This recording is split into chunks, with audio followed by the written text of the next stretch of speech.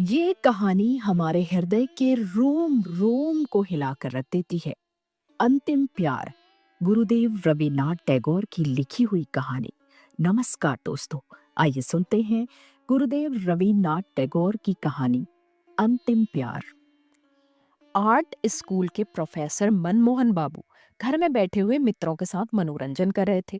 ठीक उसी समय योगेश बाबू कमरे में घुसे। योगेश बाबू उत्तम श्रेणी के चित्रकार थे। उन्होंने अभी थोड़े समय पूर्व ही स्कूल छोड़ा था। उन्हें देखकर एक व्यक्ति ने कहा, योगेश बाबू, नरेंद्र क्या कहता है, आपने सुना उसके बारे में? योगेश बाबू ने आराम कुर्सी पर बैठकर पहले तो एक गहरी सांस ली, उसके पश्चात कहा, क्या कहता है? नरेंद्र कहता है बंग प्रांत में उसकी कोटि का कोई भी चित्रकार नहीं। ठीक है, अभी नया नया लड़का है ना, हम लोग तो जैसे आज तक घास छीलते हुए आ रहे हैं। झुंझलाकर योगेश बाबू ने कहा। तो जो लड़के बात कर रहे थे, उसने कहा, केवल यही नहीं, नरेंद्र आपको भी सम्मान की नजर से नहीं देखता। योगेश बाबू ने उपेक्षित भाव में कहा, क्यों, मैंने कोई गलती की है? वह कहता है आप अपने आदर्श का ध्यान रखकर चित्र नहीं बनाते। तो किस दृष्टिकोण से बनाता हूँ? दृष्टिकोण सिर्फ रुपयों के लिए। योगेश ने एक आंख बंद करके कहा, बेकार, ये सब फालतू की बात है। फिर आवेश में कान के पास से अपने अस्त व्यस्त बालों को ठीक कर बहुत देर तक खामोश बैठा रहा। चीन का जो सबसे बड़ा चित्रकार हुआ है, उसके बाल भी बहुत बड़े थे। यही कारण था कि योगेश बाबू ने भी अपने स्वभाव के खिलाफ सिर पर लंबे लंबे बाल रखे हुए थे। ये बाल उनके मुख पर बिल्कुल भी भाते नहीं थे, क्योंकि बचपन में एक बार चीचक के आक्रमण से उनके प्राण तो बच गए थे, किंतु मुख बहुत कुरूप हो गया था। एक तो काला रंग, दूसरे चीचक के दाग।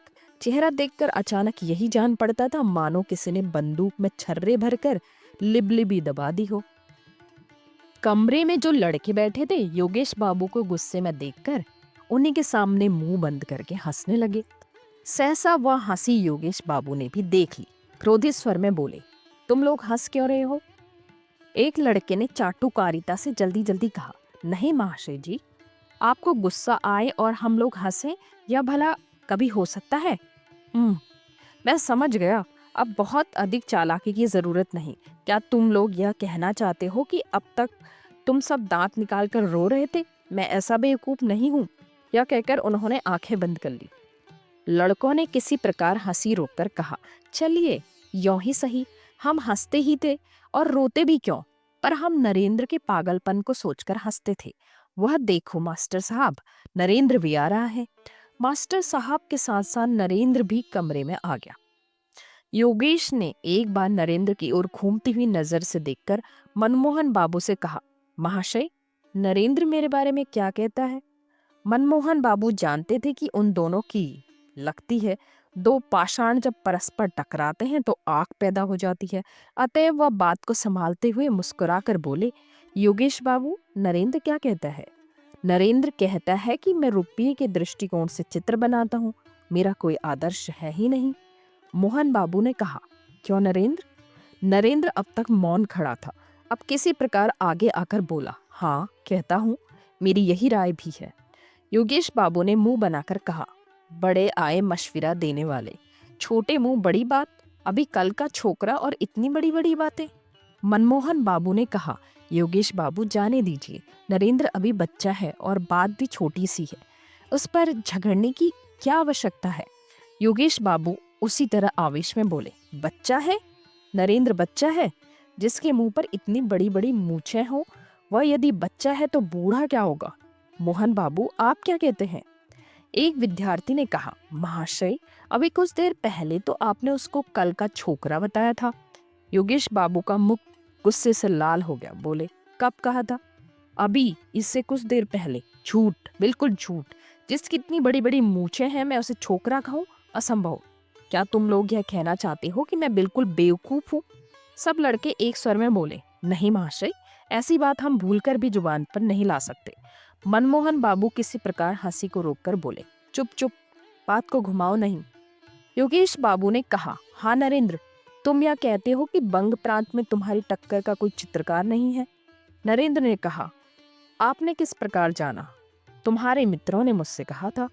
मैं यह नहीं कहता, तब भी इतना अवश्य कहूंगा कि मेरी तरह हृदय रक्त पीकर बंगाल में कोई चित्र नहीं बनाता। इसका प्रमाण? नरेंद्र ने आवेशमय स्वर में कहा। प्रमाण की क्या जरूरत? मेरा अपना यही विचार है। तुम्हारा विचार गलत है। नरेंद्र बहुत कम बोलने वाला व्यक्ति था। उसने कोई उत्तर नहीं दिया। मनमोहन बाबू ने इस नाराजगी वाली वार्तालाप को बंद करने के लिए कहा, नरेंद्र, इस बार प्रदर्शनी के लिए तुम चित्र बनाओगे ना? नरेंद्र ने कहा, विचार तो है, देखूंगा तुम्हारा चित्र कैसा रहता है। नरेंद्र ने श्रद्धा भाव से उनकी पगधूली लेकर कहा, जिसके गुरु आप हैं उसे क्या चिंता, देखिएगा सबसे अच्छा रहेगा। योगेश बाबू ने कहा, राम से पहले रामायण, पहले चित्र बनाओ फिर कहना। नरेंद्र ने मुंह फेर कर योगेश बाबू की ओर देखा। कहा कुछ भी नहीं, किंतु खामोशी और उपेक्षा ने बातों से कहीं अधिक योगेश के हृदय को आहत किया। मनमोहन बाबू ने कहा, योगेश बाबू, चाहे आप कुछ कहें, मगर नरेंद्र को अपनी आत्मिक शक्ति पर बहुत विश्वास है। मैं पक्के विश्वास से कह सकता हूँ कि यह भविष्य में एक बड़ा चित्रकार होगा। नरेंद्र धीरे धीरे कमरे से बाहर चला गया। एक विद्यार्थी ने कहा, प्रोफेसर साहब, नरेंद्र में किसी सीमा तक विक्षिप्तता आ गई है। मनमोहन बाबू ने कहा, हाँ, मैं भी जानता हूँ। जो व्यक्ति अपने भाव अच्छी तरह प्रकट करने में सफल हो जाता है, उसे सर्वसाधारण किसी सीमा तक विक्षिप्त समझने लगते हैं। चित्र में एक विशेष प्रकार का आकर्षण तथा मोहकता उत्पन्न करने की उसमें असाधारण काबिलियत है। तुम्हें मालूम है नरेंद्र एक बार क्या कर रहा था? मैंने देखा कि नरेंद्र के बाएं हाथ की उंगली से खून का फव्वारा छूट रहा है और वह बिना किसी दर्द के बैठा चित्र बना रहा था। मैं तो देखकर आश्चर्यचकित रह गया। मेरे मालूम करने पर उसने उत्तर दिया कि उंगली काटकर देखी कि खून का असली रंग क्या है। अजीब व्यक्ति है। तुम लोग इसे विक्षिप्तता कह सकते हो, किंतु इसी विक्षिप्तता के ही कारण एक दिन वह अमर कलाकार कहलाएगा। योगेश बाबू आंख बंद करके सोचने लगे। जैसे गुरु वैसे चेले, दोनों के दोनों मूर्ख हैं। नरेंद्र सोचते सोचते मकान की ओर चला। मार्ग में भीड़ भाड़ थी, कितनी ही गाड़ियां चली जा रही थी, किंतु इन बातों की ओर उसका ध्यान नहीं था। उसे क्या फिक्र थी? संभवतः इसका भी उसे पता न था। वह थोड़े समय के भीतर ही बहुत बड़ा चित्रकार हो गया। बहुत कम समय में ही वह इतना मशहूर और सर्वप्रिय हो गया था कि उसके ईर्ष्यालु मित्रों को अच्छा न लगा। इन्हीं ईर्ष्यालु मित्रों में योगेश बाबू भी थे। नरेंद्र में एक विशेष योग्यता और उसकी तूलिका में एक असाधारण शक्ति है। योगेश बाबू उसे दिल ही दिल खूब समझते हैं, परंतु ऊपर से उसे मानने के लिए तैयार न थे। इस थोड़े ही समय में ही उसका इतनी प्रसिद्धि प्राप्त करने का एक खास कारण भी था। वह यह कि नरेंद्र जिस चित्र को भी बनाता था, अपनी सारी काबिलियत उसमें लगा देता था। उसकी नजर केवल चित्र पर रहती थी। पैसे की ओर भूल कर भी उसका ध्यान नहीं जाता था। उसके हृदय की महत्वाकांक्षा थी कि चित्र बहुत ही सुंदर हो, उसमें अपने ढंग की विशेष विलक्षणता हो, मूल्य चाहे कम मिले या अधिक। वह अपने विचार और भावनाओं की मधुर रूपरेखाएं अपने चित्र में देखता था। जिस समय चित्र चित्रित करने बैठता तो चारों ओर फैली हुई असीम प्रकृति और उसकी सारी रूपरेखाएं हृदय पट से गुंफित कर देता। इतना ही नहीं, वह अपने अस्तित्व से भी विस्मृत हो जाता। वह उस समय पागलों की तरह दिखाई पड़ता और अपने प्राण तक न्यौछावर कर देने से भी इस समय संभवतः उसको कोई हिचक न होती। यह हालत उस समय की एकाग्रता की होती। हकीकत में इसी वजह से उसे यह सम्मान प्राप्त हुआ। उसके स्वभाव में सादगी थी।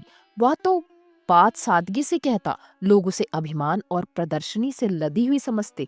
उसके सामने कोई कुछ न कहता। लोग उसके पीठ पीछे उसकी बुराई करने से न चूकते थे। सब के सब नरेंद्र को संज्ञाहीन सा पाते। वह किसी बात को कान लगाकर न सुनता। कोई पूछता कुछ और वो उत्तर देता कुछ और ही। वह हमेशा ऐसा मालूम होता जैसे अभी अभी स्वप्न देख रहा था और किसी ने सहसा उसे जगा दिया हो। उसने विवाह किया और एक लड़का भी उत्पन्न हुआ। पत्नी बहुत सुंदर थी, परंतु नरेंद्र को गृहस्थी जीवन में किसी प्रकार का आकर्षण न था। तब भी उसका हृदय प्रेम का विशाल सागर था। वह हर समय इसी धुन में रहता था कि चित्रकला में प्रसिद्धि कैसे प्राप्त करे। यही कारण था कि लोग उसे पागल समझते थे। किसी हल्की वस्तु को यदि पानी में जबरदस्ती डुबो दो तो वह किसी प्रकार भी न डूबेगी, वरन ऊपर तैरती रहेगी। ठीक यही दशा उन लोगों की भी होती है जो अपने धुन के पक्के होते हैं। वे दुनियादारी के दुख सुख में किसी प्रकार डूबना नहीं जानते। उनका हृदय हर वक्त कार्य की पूर्ति में लगा रहता है। नरेंद्र सोचते सोचते अपने मकान के सामने आ खड़ा हुआ। उसने देखा कि दरवाजे के पास उसका 4 साल का बच्चा मुंह में उंगली डाले किसी गहरी चिंता में खड़ा है। पिता को देखते ही बच्चा दौड़ता हुआ आया और दोनों हाथों से नरेंद्र को पकड़ कर बोला, बाबूजी, क्या बात है बेटा? बच्चे ने पिता का हाथ पकड़ लिया और खींचते हुए कहा, बाबूजी, देखो हमने एक मेंढक मारा है जो लंगड़ा हो गया है। नरेंद्र ने कहा, वह घर नहीं जा सकता, लंगड़ा हो गया है, कैसे जाएगा? चलो उसे गोद में उठाकर घर पहुंचा दो। नरेंद्र ने बच्चे को गोद में उठा लिया और हंसते हंसते घर में ले गया। एक दिन नरेंद्र को याद आया कि इस बार की प्रदर्शनी में जैसे भी हो अपना एक चित्र भेजना चाहिए। कमरे की दीवार पर उसके हाथ के कितने ही चित्र लगे हुए थे। कहीं प्राकृतिक दृश्य, कहीं मानव के शरीर की रूपरेखा, कहीं सोने की भांति सरसों के खेत की हरियाली, जंगली मनमोहक दृश्यावली, कहीं वे रास्ते जो छाया वाले वृक्षों के नीचे से टेढ़े तिरछे होकर नदी के पास जा मिलते हैं, धुएं की भांति गगनचुंबी पहाड़ों की पंक्ति जो तेज धूप में स्वयं झुलसती जाती हैं और सैकड़ों पथिक धूप से बेचैन होकर छायादार वृक्षों के समूह में शरणार्थी थे। ऐसे कितने ही दृश्य थे। दूसरी ओर अनेकों पक्षियों के चित्र थे। उन सबके मनोभाव उनके मुखों से प्रकट हो रहे थे। कोई गुस्से से भरा हुआ, कोई चिंता की हालत में, तो कोई प्रसन्न मुद्रा स्थिति में। कमरे के उत्तरी भाग में खिड़की के समीप एक अपूर्ण चित्र लगा हुआ था। उसमें ताड़ के वृक्षों के समूह के समीप हमेशा मौन रहने वाली छाया के आश्रय में एक सुंदर नवयुवती नदी के नीलवर्ण जल में स्थिर बिजली सी खामोश खड़ी थी। उसके होठों और मुख की रेखाओं में चित्रकार ने हृदय की पीड़ा अंकित की थी। ऐसा मालूम होता था मानो चित्र बोलना चाहता है, किंतु यौवन अभी उसके बदन में पूरी तरह प्रस्फुटित नहीं हुआ है। इन सब चित्रों में चित्रकार के इतनी दिनों की आशा और निराशा मिली जुली थी, परंतु आज उन चित्रों की रेखाओं और रंगों ने उसे अपनी ओर आकर्षित न किया। उसके हृदय में बार बार यही विचार आने लगा कि इतने दिनों उसने केवल बच्चों का खेल किया है, केवल कागज के टुकड़ों पर रंग पोता है। इतने दिनों से उसने जो कुछ रेखाएं कागज पर खींची थी, वे सब उसके हृदय को अपनी ओर आकर्षित न कर सकी, क्योंकि उसके विचार पहले की अपेक्षा बहुत उच्च थे। उच्च ही नहीं, बल्कि बहुत उच्चतम होकर चील की तरह आकाश में मंडराना चाहते थे। यदि वर्षा ऋतु का सुहावना दिन हो तो क्या कोई ताकत उसे रोक सकती थी? वह उस समय जोश में आकर उड़ने की उत्सुकता में असीमित दिशा में उड़ जाता, फिर एक बार भी पलटकर नहीं देखता। अपनी पहली हालत पर किसी प्रकार भी वह संतुष्ट नहीं था। नरेंद्र के हृदय में रह रहकर यही विचार आने लगा। भावना और लालसा की झड़ी सी लग गई। उसने निश्चय कर लिया कि इस बार ऐसा चित्र बनाएगा जिससे उसका नाम अमर हो जाए। वह वास्तविकता को सबके दिलों में बैठा देना चाहता था कि उसकी अनुभूति बचपन की अनुभूति नहीं है। मेज पर सिर रखकर नरेंद्र विचारों का ताना बाना बुनने लगा। वह क्या बनाएगा, किस विषय पर बनाएगा? हृदय पर आघात होने से साधारण असर पड़ता है। भावनाओं के कितने ही पूर्ण और अपूर्ण चित्र उसकी आंखों के सामने से सिनेमा चित्र की भांति चले गए, परंतु किसी ने भी दम भर के लिए उसके ध्यान को अपनी ओर आकर्षित न किया। सोचते सोचते शाम के अंधियारे में शंख की मधुर ध्वनि ने उसको मस्त कर देने वाला गाना सुनाया। इस स्वर लहरी में नरेंद्र चौंक कर उठ खड़ा हुआ। पश्चात इसी अंधकार में वह चिंतन मुद्रा में कमरे के अंदर पागलों की भांति टहलने लगा, परंतु सब बेकार। महान प्रयत्न करने के पश्चात भी कोई विचार न सूझा। रात बहुत जा चुकी थी। अमावस्या की अंधेरी में आकाश परलोक की भांति धुंधला प्रतीत होता था। नरेंद्र कुछ खोया खोया सा पागलों की तरह उसी ओर ताकता रहा। बाहर से रसोई ने द्वार पर खटखटाकर कहा, बाबूजी। चौंक कर नरेंद्र ने पूछा, कौन है? बाबूजी, भोजन तैयार है, चलिए। झुंझलाते हुए नरेंद्र ने कटु स्वर में कहा, मुझे तंग मत करो, जाओ, मैं इस समय न खाऊंगा। कुछ थोड़ा सा मैं कहता हूँ बिल्कुल नहीं। और निराश मन रसोइया भारी कदमों से वापस लौट गया और नरेंद्र ने अपने को चिंतन सागर में डुबो दिया। दुनिया में जिसको प्रसिद्धि प्राप्त करने की लगन लग गई हो, फिर उसे चैन कहाँ। पूरा 1 सप्ताह बीत गया। इस सप्ताह में नरेंद्र ने घर से बाहर कदम न निकाला। घर में बैठा सोचता रहा, किसी न किसी मंत्र से तो पूजा की देवी अपनी कला दिखाएगी ही। इससे पूर्व किसी चित्र के लिए उसे विचार प्राप्ति में देर न लगती थी, परंतु इस बार किसी तरह भी उसे कोई बात न सूझी। जो जो दिन व्यतीत होते जाते थे वह निराश होता जाता था। केवल यही क्यों, कई बार तो उसने गुस्से में आकर सिर के बाल नोच दिए।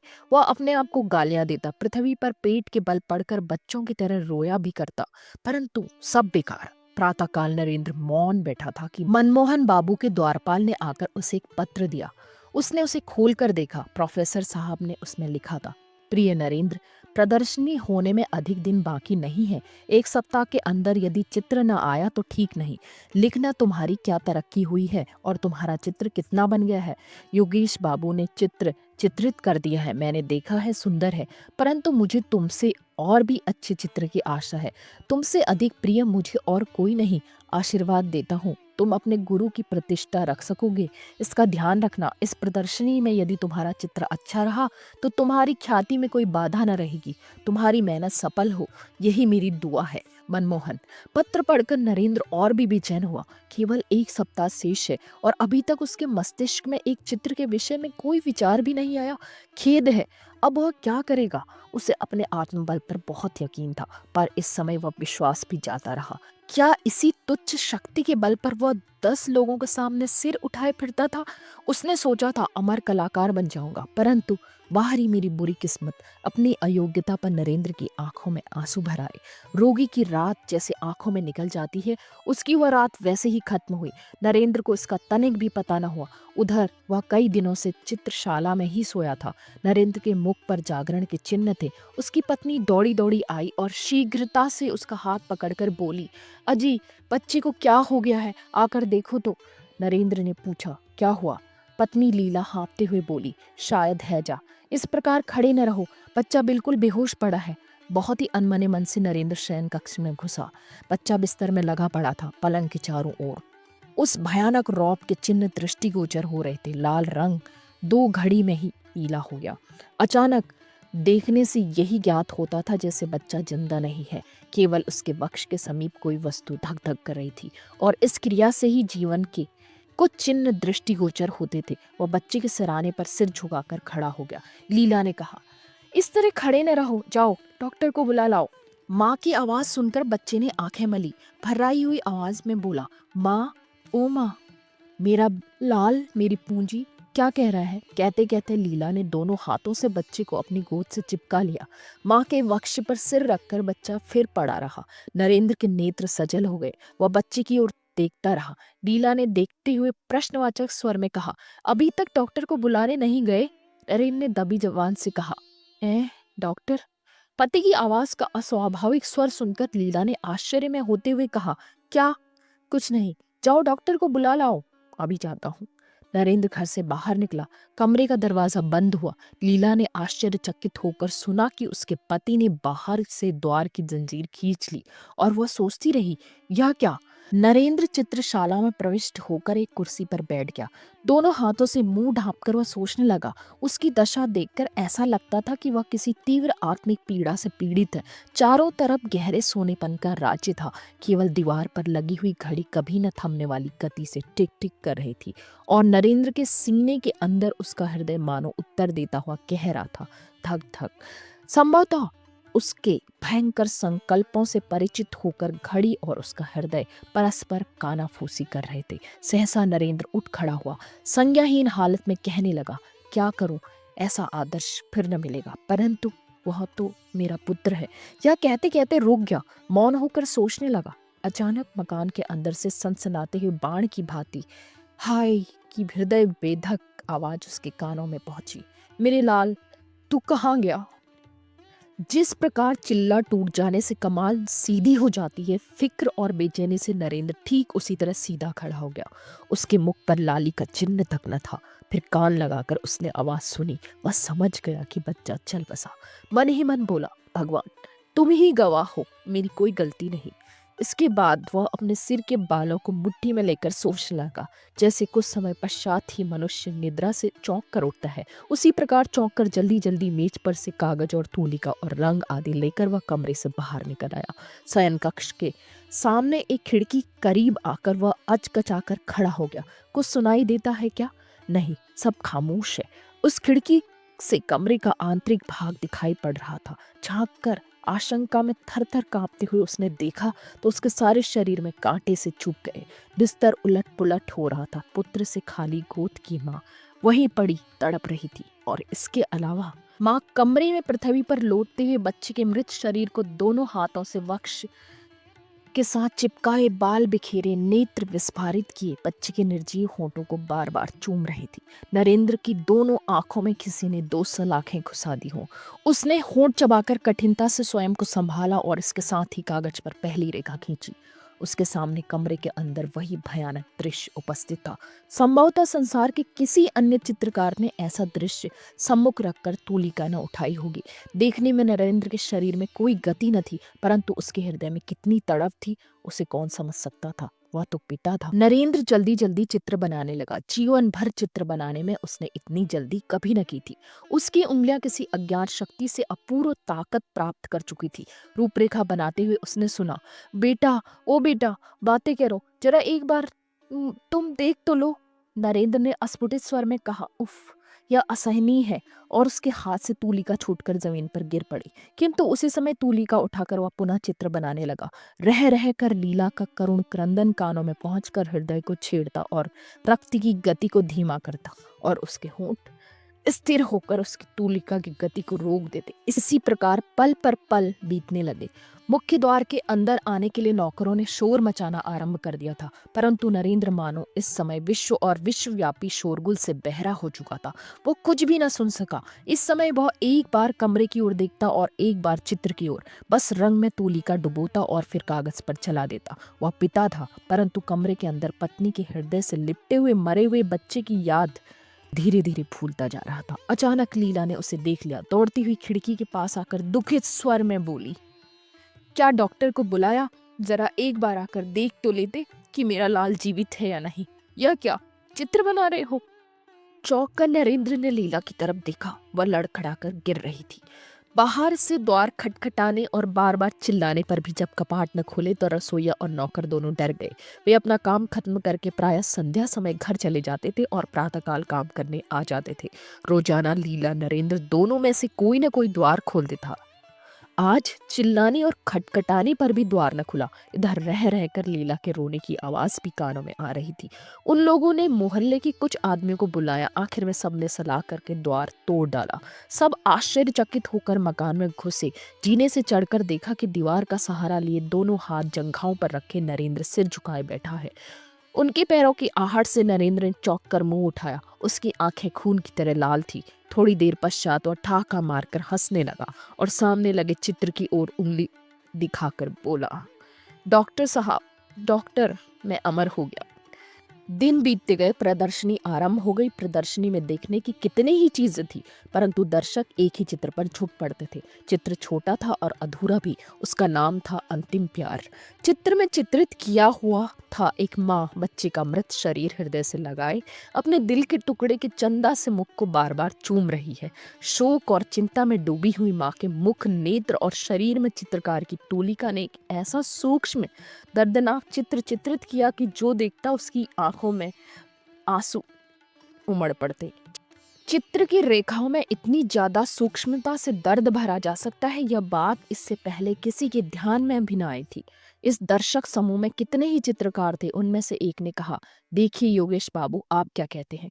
योगेश बाबू उस समय मौन धारण के चित्र की ओर देख रहे थे। सहसा प्रश्न सुनकर एक आंख बंद करके बोले, यदि मुझे पहले मालूम होता तो मैं नरेंद्र को अपना उस्ताद बनाता। दर्शकों ने धन्यवाद, साधुवाद और वाह वाह की झड़ी लगा दी, परंतु किसी को भी मालूम न हुआ कि उस सज्जन व्यक्ति की कीमत क्या है जिसने इस चित्र को बनाया है। किस प्रकार चित्रकार ने स्वयं को धूली में मिलाकर खून से इस चित्र को रंगा है, उसकी यह हालत किसी को भी मालूम न हो सकी थी। तो दोस्तों, ये थी गुरुदेव रवीन्द्रनाथ टैगोर की लिखी हुई कहानी अंतिम प्यार आपको कैसी लगी, जरूर बताइए। तो जल्दी ही मिलते हैं एक नई कहानी के साथ। तब तक के लिए मुझे विदा दीजिए। धन्यवाद।